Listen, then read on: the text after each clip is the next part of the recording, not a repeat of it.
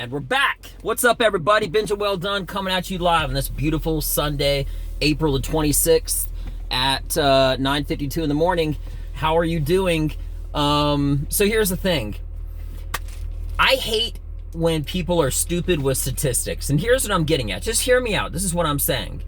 With all this corona crap going on, everybody's giving so much praise and happiness and stuff like that the statistics are going down. But here's the problem. It's only something worth, sorry about all the distractions. I'm in my car. I don't have anywhere to go. Everywhere's closed. But anyway, it's only worth bragging about, okay, if the numbers of this corona thing are going down while people are still with people, okay? You're taking two different comparisons like everyone's an idiot, which I'm not, I don't like. Don't do it, okay? Don't do it. Don't say the numbers are coming down when you're comparing two different things. Of course the numbers are going to be lower when nobody is touching each other and having contact compared to when people are. How dumb of a comparison. That's like saying more people statistically pose a threat to drowning if they have a pool in their backyard compared to those that don't. No shit. Of course. How dumb do you have to be? But even worse, how dumber do you have to be to believe it? Okay? It's just like this whole disinfectant thing that the president said. I didn't really even hear all of what happened, but honestly, I'm not saying it's a good thing that people are drinking it, but kinda. I'm being honest with you. I kind of think it's not such a bad thing that people are actually drinking disinfectant. Here's the reason why. Dumb people are going to be dumb. And that's just basically it. I almost had to clear my throat. That was the reason for the pause for a second. And scratch my nose, apparently. But anyway, so dumb people are going to be dumb regardless. Regardless of who the president is, it's really dumb that you would even blame a president, even though what he said was not good at all. If it came from Barack, if it came from Donald, it came from anybody else, I wouldn't drink disinfectant. You're dumb as shit. What are you thinking about? That's crazy. If the president of the United States, if it was Donald and you voted for him, or Barack and you voted, or you didn't, or whatever the case, said that he thinks that firing shotgun rounds into your mouth would be the best aid for anti-cavity protection against your teeth, do you really think people would start shooting themselves in the face? I'm going to be honest with you. I'm going to say yes, because I think the majority of everybody that actually is believing, that basically believes other people believe before their own instincts, they're helpless. That's what it comes down to. They're absolutely helpless. There's nothing you can do. Just on my damn, underneath my nose, it's itching crazy. So I had to get that out. You know, it just doesn't make any sense, any of this thing that's going on. Gas prices are at all-time low, which is great, okay? But if you don't have anywhere to go, that's like saying I'm giving you a Lamborghini. Here's the keys to a Lamborghini. Only problem is Lamborghini is underneath ground.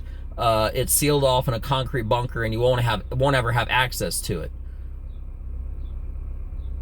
You see what I'm saying? It just doesn't make any sense. The only way to compare something that doesn't make sense is to compare something else that doesn't make any sense.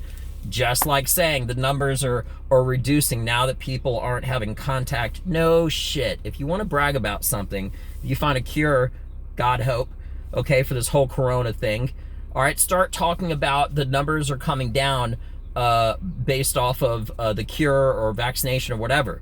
Don't treat everyone, myself included, okay, by saying that the numbers are coming down, because no, the numbers aren't coming down. These are two different tests that you're running. You can't compare them. Doesn't make any damn sense. I've said enough about it, okay? Shit. Now, with that being mentioned, I did just recently, changing topic. See that? I'm taking my hand, I'm pushing the topic. The topic goes off camera, and I'm continuing. I recently saw a couple shit films during this pandemic era. And they were doing that whole thing. It was a Terminator and the new Halloween. Okay. And they basically did this thing for both films equally, where they killed out, they basically started the whole series over, not from the beginning, but from the second one, which doesn't make any sense, because it's like you're supposed to completely just disregard all the prior films that have happened before that, and it picks up, and all that was just empty space, like nothing happened before then. It's really weird. It doesn't make any sense. But anyway, that was last video. But moving on, I saw Adam Sandler's new film called Uncut Gems. I gotta be honest with you. You know how sometimes there will be something you're looking forward to? It'll be like a shitty meal, and you're just hoping the dessert will knock it out of this world or something like that, you know? Or you're watching, in this case, a shitty film, and it just kept watching it and investing minutes after minutes. Here's something I don't, I'm a big proponent against: having my money and my minutes, my hours, moments wasted, okay, for anything. That's an actual investment. One is a life investment, okay, which are your minutes and moments and everything like that compiled together. You have enough minutes, you got hours to days, months, years, etc. Okay? And there's the other, there's a financial investment. And sometimes those go two together. What I'm getting at is, I felt like I was robbed 90 minutes from the new Halloween, and another 90 minutes that I'm not going to get back, okay, from the most recent Terminator. Both pieced up boxes of shit in motion. I'd hate to say it like that, but they were awful. Absolutely awful. If you know what I'm talking about, you can agree. If you haven't seen it, don't. I'm doing you a favor. You should almost be paying me. I should put a PayPal with this video, and you should give me $5, because $5 is worth more than 90 minutes of your life. And that's a few hours worth right there. 90 minutes twice. I'm going to give you a freebie. Tell you what, you don't have to pay me. And I'll even tell you what not to watch. I recently saw Uncut Gems. Hate to say it, Adam Sandler did this horrible thing where he has this really stupid ending. And I say, the film was absolutely horrible. You kept trying to get it going and get it going and get it going. And just finally, when you thought you made it worth it, when everything turns around, the guy that has been completely having bad scenario after bad scenario, and it doesn't get any awfuler. It's like watching a train wreck, but another train from another side. It's like if like a train wrecked and then another train from another track came across getting ready to wreck it. I'm gonna keep watching. Yep, I am. I'm gonna do it. Okay? Not saying that I'm really gonna enjoy it, but I'm gonna watch it. Okay? Just like a car crash. You see two cars crashing, it's gonna happen. I'm gonna watch. I'm gonna watch it. Okay? So the thing is it kept getting worse and worse and worse. And at the very last moment, when everything starts turning around, he did this Hollywood thing, and I'm not going to give it a spoiler alert, where directly after it was finally worth that 90-minute investment that you have given, okay, it completely turned around instantaneously within 6 seconds to absolute shit again. And he did this really Hollywood thing where you try to have like a poetic ending by having it be dumb as shit. Tell you what, when they had plays and theaters and stuff like that a few hundred years ago, without internet and television and kites, fucking baseball, stuff I don't even care about, okay? They almost always had horrible endings. Maybe because everything was already pretty crappy. That's a very good possibility. But it's 2020, okay? People don't have to drive to work when they can work from home. If you're already working from home, it doesn't make any sense, because all these buildings built, and I'm bringing it back to Uncut Gems. That was the name of the film that he was in, okay? Because all these buildings and infrastructures weren't built when the internet existed. Okay, it costs less money for people to stay home than to pay rent to be a business owner, unless you're doing a physical service. You don't have to be in a job. So maybe this whole thing will change for the better, so that everyone won't have to drive into work. Less traffic, less parking, more money for the employers, because they're not paying for rent for a building. And even if they get to pocket it, the employees get to benefit from that, from not having to spend gas money to drive to work. But anyway, Uncut Gems. Moving on, guys. What I was saying is, they used to do this really shitty thing in Hollywood, and maybe it started with 100 years ago's worth of shit endings of plays and theaters and crap like that, where it has a really crappy ending. It's like they want you to be emotionally invested and learn something from basically having a film have a horrible ending as though the film itself is actually taking a shit on you. I'm sorry for the profanity, okay? But here's the thing. It was so awful leading up to that great moment, and then directly after that moment, it completely squashed and didn't make it worth it all, because something happened dynamically to where that investment of your minutes or your money, if you paid for it or if you just, whatever the case, maybe it was for free, somehow maybe you're watching with a friend or something and they paid, regardless, it turned it around and it had a horrible ass ending. Okay, directly after it was great, it sucked 99%, 99.1%, oh, it was worth it, and then 99.2 absolute shit show directly after that, and then it wraps up and it's the end. It's like Hollywood wants you to feel more emotional, but like I said, by giving like a crap ending to make you contemplate about all these serious affairs. Look, everyone likes a happy ending, okay? No one ever said, I don't want to win the lottery. I'm just saying, guys. I'm just saying. Let me bring it down a little, okay? I will do you a solid. I'll do you 2 solids. Okay, just one. I'll just do one for now. If you do want to watch a good film, and this is not a critic film review, but I'm not doing much else, okay? If you want to watch a great film, okay? And I'll give you another recommendation, the next one. I can give you 2 now, but I'm giving you 1. It's the new Invisible Man. Listen, there's something about whether it's comedy or a film, regardless, when something has a constant tempo and it doesn't have like interesting parts, like, you know how someone says, oh, that was my favorite part.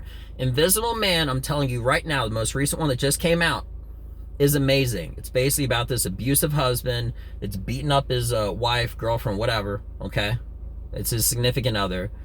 And I'm not going to get into all the details, but basically somehow, some way, he learned how to kind of be invisible, all right? And he's a super psycho, and somehow, some way, fakes that he was killed, and everyone believes he is, so that he can basically go back and harass, stalk, and make her life absolutely awful in every aspect, and just completely do everything bad to her. And it is awesome. And then, of course, she comes back, and it's this whole dynamic. The point is, from the beginning, middle, to the very conclusion of the film, it's constant tempo. You're on the edge of your seat. It's great. And guess what? The ending, out of this world, phenomenal. It's the kind of thing where you want to stand up and just clap your hands and say, bravo. Watch The Invisible Man. I'll tell you what. Watch Uncut Gems with Adam Sandler, and then directly after that, watch The Invisible Man. I'd hate to say it, because Adam's a cool guy, you know? But this was not cool. It really wasn't. It had so much potential. If it would have just kept together and not had that shitty ass ending, that everything was perfect. It was all worth it. And then that one thing happened and it sucked. The one thing that you've been wanting to happen, that changed instantly. So it's like you have hope, and you have more hope, and at the very end, your hope was worth it. And then they take that hope and they pull the rug out from underneath your feet, lift you up by your ankles, shake out all the change. Okay? And yeah, just rob you, basically, of your minutes and of your money. 2 things that I value the most, and in that order, minutes and money. I'm not saying the most as in like above all, but in general, you know, don't waste my minutes, don't waste my money, okay? I'm not some power-hungry guy or nothing like that, but don't waste my minutes and don't waste my money. Guys, I love you. I'm coming out strong, okay? I've been quarantined as long as everybody else, and it's not really a significant talking point because everyone else is doing it, so I'm not going to talk about that, but I will tell you how shitty films there are. And I could keep talking about films, but I'm not going to do that because I want everybody else to have a good day. And just remember, I'm not angry. I'm not upset. I'm not emotional. This is just me, you know? And when I do comedy, it's like if you had tea on a kettle and you started to pull back that steam, the steam's always in me, okay? I'm just opening it up, just letting some of that steam out, you know? And the second that I'm done, the steam keeps building up. And when I get on stage and I got that microphone, it's awesome. I let it all out, and it not all out, it's not ever all out. But it's just so great getting on stage, and I love it, and I'm really looking forward to doing that, and so much more. So I hope everybody has a beautiful rest of your day. Hopefully I kept you interested. You know, it's more important, kind of like in a similar way to comedy. It's more important, okay? You don't always necessarily have to be funny in comedy, but you always have to be interesting. That is a very famous rule, and I'm not going to say who it's by. Not because it's not important, just because not doing it. There's no reason, you know? Sometimes there's a reason to do something, sometimes there's not. I'm just choosing not to. And here's another free one. As far as comedy goes, and it applies to video as well, such as this. So the thing, and this is something that I'm really focusing hard on, not hard, but strong on, with a lot of strength, right? Is, as far as my comedy goes, specifically, and it applies to other things, but specifically comedy, you know, the thing that separates good from great to excellent, which is the only thing that I'm moving towards and for, excellent comedy, is the content. Anybody can make anybody laugh. Consistency, it's not important, okay? It's a null factor. It's easy. It's not a big deal. Anybody can do it. But separating the content and having it be such above level, amazing, interesting information that is hilarious on top of that when you leave, it's like you'll be informed. You'll have a lot of those like kind of like favorite parts, but with me, just like the films, constant tempo, keeping that thing up, and then maybe there's a lull to hit hard, and then boom, drop down the hammer on another punchline. So and in this period, my comedy content, the quality of figuring out and separating what is the most, not really just obscure, but interesting too, and combining that with humor, is what separates my content from others. And that's not like an arrogant thing to say. I'm being honest, because when I'm telling some of my new stuff, and I've been saying it at like gas stations and grocery store, anywhere I can really go right now, everybody's laughing, and they're like, "That's crazy, that's true." And I say, "Yeah, that's true." So that's what I'm going to be having. I'm going to be having people leaving and being remembered the most, because anybody's stories can be similar, but with what degree that I'm separating it is exponential, because of how outlandish the information that I'm saying, and the crazier part is that it's true, and that's how it gets memorable, and that's how I separate myself from the others. So with that being mentioned, hope everybody has a beautiful day. I try to make these things about 10 minutes, but there isn't necessarily a minute cap on it, so to speak. I hope I've invested my 18 minutes and 38 seconds in a better way for your life. Hope everybody has a beautiful day. You can check me out on Instagram, Facebook, YouTube, Gmail, everything at Benja, Benja, well done, Welldone. Check me out. Doing comedy to a venue near you very soon, but not soon enough. Peace.